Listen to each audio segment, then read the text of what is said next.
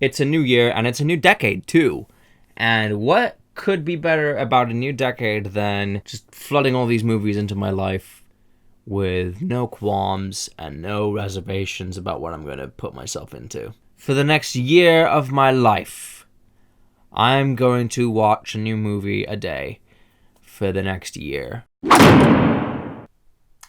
Let's jump right into it. Quinton Reviews decided to split up his original review of To Boldly Flee, called To Boldly Suck, into two parts. So one of them would be the review, and the other would be his self-fulfilling movie that he'd been working on for I don't know how long. It's a lore movie that basically takes the piss out of lore movies, and this is one of those cases of when you delve too deep into the parody, you become the parody. That being said, however, I am fully convinced that this movie is his Brigsby Bear. Incredibly wholesome, very Italian, and it's so sweet. It's just a heartwarming flick. Cher is hilarious. Nicolas Cage is a force to be reckoned with. Actually, both Cher and Nicolas Cage are forces to be reckoned with in this movie. And they're so sweet. They're so cute. It's so 80s Italian-American Hollywood that even Martin Scorsese's parents make a brief appearance in the film. That's how Italian-American it is. And it's lovely. It's a classic. There's no going about it. But no words that I can say about it will equal to that of what my friend Bing said in another video he did called 5 More Favorite Movies. It's very modern, especially for the 80s. But it still rings true to some certain degree. Absolutely. Meg Ryan's a babe. And Billy Crystal is he's just so lovely to listen to. He's just... mwah. When I initially recorded this video, I said initially that it was fine. It wasn't like, anything to write home about initially. But then I had to really think about it a little bit more. And I walked away from it liking it way more than I remembered. Because yes, it is basically Cocaine the movie. It is very saturated in color, making it almost uglier in general. But that's what makes me love it, just profusely. Leonardo DiCaprio, he's great. The casting of Kyle Chandler as his nemesis was perfect. When you put those two side by side, you can see some certain similarities in their appearance, much like Al Pacino and Robert De Niro in Heat. These two played off really well. Like, people will say that, oh yeah, no, he played off really well with Jonah Hill and Matthew McConaughey, but him and Kyle Chandler were way better, in my opinion. The movie was not good. Dave Franco's casting was perfect. Aubrey Plaza and Witchcraft are like desk and chair. With all that being said, the movie is crap. All of the cast was mishandled because these actors are not improvisers. They don't know how to make good jokes under improvisation. It doesn't work that way. It's just a feature-length drunk history episode. Yep. It's only a notch better than The Little Hours. That being said, however, still not good. I feel like Brie Larson really, really wanted to make her presence known as a director by taking this harmless, whimsical, almost manic pixie-like script and trying to turn it into something sweet and revolutionary. And yeah, it's harmless, but at the same time, it thinks too highly of itself, if you catch my meaning. It's like, oh, here's home movies of Brie Larson when she was a little kid. That should add more depth to the character as a person, right? No, not at all. In the end, I just felt distant. I felt distant from the film's concept, and I just wish it wasn't as literal as it would turn out.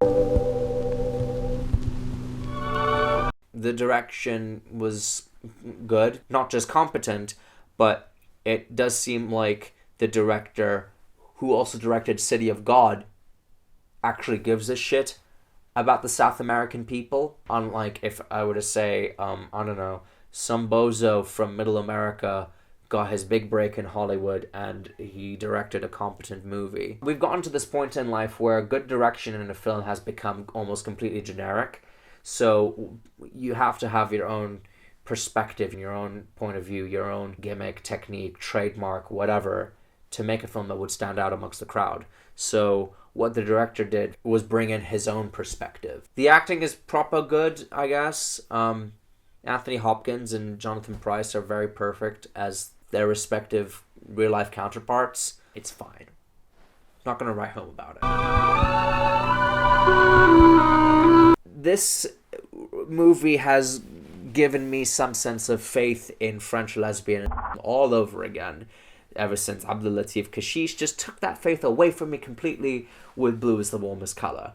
It's not to say much about Blue is the Warmest Color, but as I grow older, my point of view towards that movie becomes more and more sour. It's like, yeah, I got the imagery, but I'm not going to care for the movie at the end of the day. That being said, however, let's get back to Water Lilies. The acting is great. The tension is perfectly edited and written. And especially for a small story in a small length of time, it doesn't feel it's 80 minutes. Actually, no, it does feel its length, but not in that sense of, oh, it drags on. I will write home about it because at least I can still remember the movie in comparison to some other ones here. With short films, there is a little less you can say about them. So Abbas Kiarostami made a short film for an educational system about a kid getting over his little instinctive fears of a barking dog in an alley. And there's a guy selling bread. The first thing I noticed about this movie was that there is a jazzy sax rendition of Obladi Oblada by the Beatles. That was the first thing I noticed. This was my first Eric Romer. I've been hearing about this dude for years. I know Sean Baker loves the guy. There's a good place to start with for me with Romer. Babette Schroeder, I had no idea he could be a proper actor. I had no idea. Like, I knew he was in Darjeeling Limited, but I didn't know he could do good acting. All I know him for is the documentaries he's done. I haven't seen them, but I've heard of him. So, who knows? Maybe later on in the year I'll see him. I've been waiting to see this movie for 10 years. And I finally saw it, and it's the best movie Hitchcock never made. Dustin Hoffman, great everyman. Laurence Olivier, terrifying. I don't want to go to a dentist for a while. This film went from like a pseudo James Bond type to being a Hitchcockian film that could have easily been called Cut Gems. I don't want to say much about it because you got to see this film. Please watch it if you find some way. This film desperately needs a restoration. It's cute. It's basically my childhood in a nutshell. I am, like, in some way or another aware of Theo Angelopoulos as a director. I know he does long takes. I know his films are bleak, but that's all I know. So when I went into this film, I did not expect to be thrown in with a pseudo-French New Wave cosmopolitan aesthetic, only then to have that whisked away when it seemed like what I was watching was a YouTuber making friendly content for the first 30 seconds and then start to swear when they were about a minute or two in. That's what it came off to me like.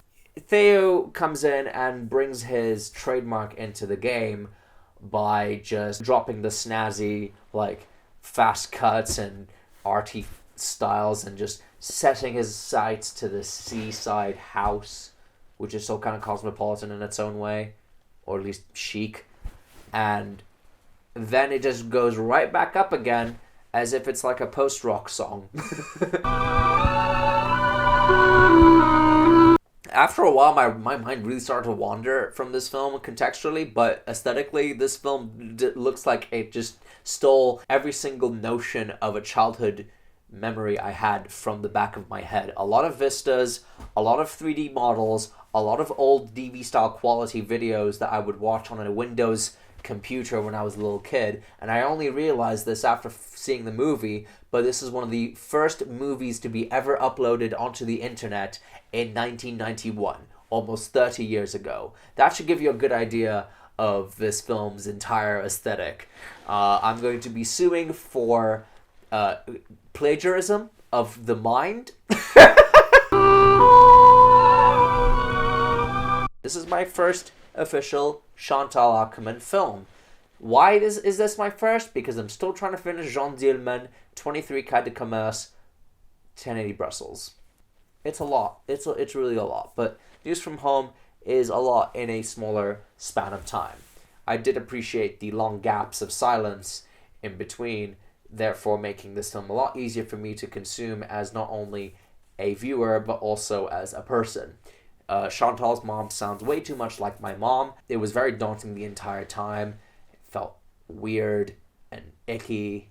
But in the end, I walked away the same as I did when I first started this film. So I won't go as far as to say that it crippled me. I will always go as far to say that it gave me the heebie-jeebies.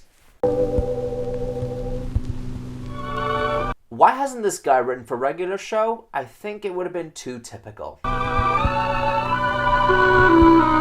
This might be not only the best movie of the year, it's also one of the best movies ever made. I saw this film in a crowded theater on 35 with some of my closest friends, and I'm going to just keep the reactions in my head for the rest of my life, because I will never ever be in a theater that excited to see a film like that, or at least a film that had been out for a few days already, and with a crowd so excited to see a movie like this. It's perfect. Best new favorite of mine, no question about it. Holy shit.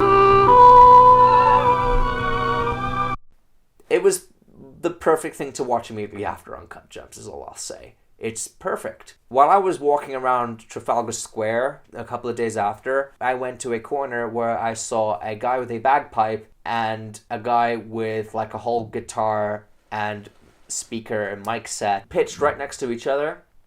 And I took a picture. As you can see, the bagpipe man is going ape, while the guitar man, at least from what I could see visually, looks like he just gave up. It might be the case of this guy's taking a break. I do sorely regret just like not whipping out my camera and filming these guys for as long as possible. I wish I did that. I sorely regret not doing that, but what can you do? This is a film to watch on an airplane. Nothing resonated with me from that movie. It just comes off as like an Amazon film. It's such an Amazon movie. It's like, yeah, go visit Antarctica, brought to you by Amazon. It's dumb. It's very dumb. I wouldn't say it's anything to run forth to watch, but I will say this: it's adorable. It's very much a source of mumblecore type DV video filmed type of short based in New York. Very looks like it was made on a shoestring budget.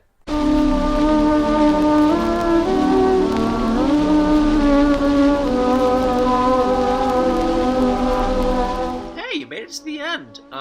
Thanks so much for watching. I don't plan on making this once every 3 weeks. I'll definitely make it once every 2 weeks starting next month, because this coming one will be 10 films and shorts I'll be talking about instead of, 21? Yeah, it'll be a lot easier to take in than this one, of course, but from here on out it'll be once every 2 weeks. I do plan on making this as a series, despite any lack of viewership, if I don't get any, but we'll just have to see where it goes. I did see some interesting films so far, as of today being the 24th of January, going on the 25th here, but yeah, that's all I want to say really quickly. I'll see you guys at the end of the month. Bye.